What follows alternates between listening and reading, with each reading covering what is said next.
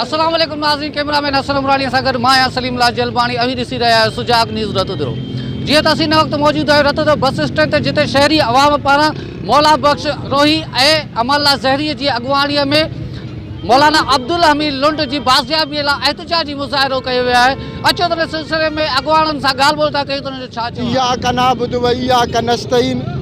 जीअं त रतोदरो शहरी अवाम जे तरफ़ां ख़तीब सिंध बलोचिस्तान साईं अब्दुल हमीद लुंड साहब के हफ़्तो थियो आहे, उनखे अगवा कंदे उन जे बाज़ियाब जे लाइ अॼु असां बस स्टैंड अलाह जे पाक नालनि वटि जेको आहे सो एहतिजाज करे रहिया आहियूं, जंहिंमें रते देरे जो शऊर तव्हां पाण मुंहिंजे पोयां मुंहिंजे भरिसां हिन पासे तव्हां ॾिसी सघो था।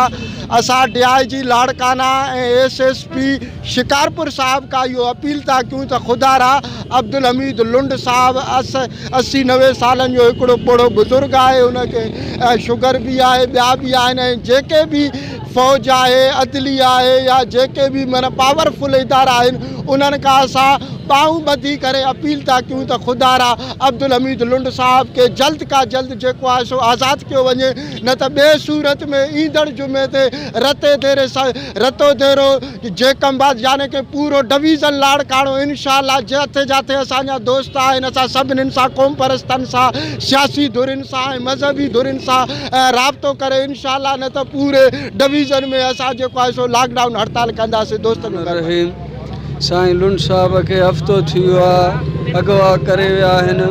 बाबा बड़ी महिरबानी तव्हांजो सिंध जो जेको आहे सूरत हाल ख़राबु न कयो। हुकूमत कहिड़ो असां हुकूमत खे अपील था कयूं त सिंध जो सूरत हाल ख़राबु न कयो।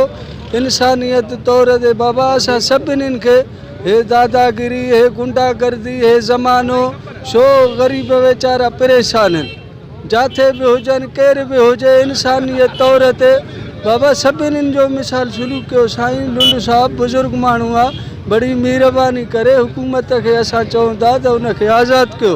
बुज़ुर्ग माण्हू आहे, बड़ी महिरबानी करे आज़ादु कयोसि। बाबा हुकूमत खे अपील था कयूं सिंध जो हालत ख़राबु न करे।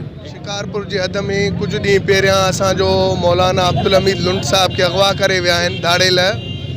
तक़रीबन हफ़्तो गुज़री वियो आहे, अॼु ॾींहं ताईं SSP ख़ामोश थी तमाशा ई पिणियल आहे। असां DIG लाड़काना ऐं SP शिकारपुर खे रिक्वेस्ट था कयूं, महिरबानी करे मौलाना अब्दुल हमीद लुंड साहब खे बाज़ियाब करायो वञे।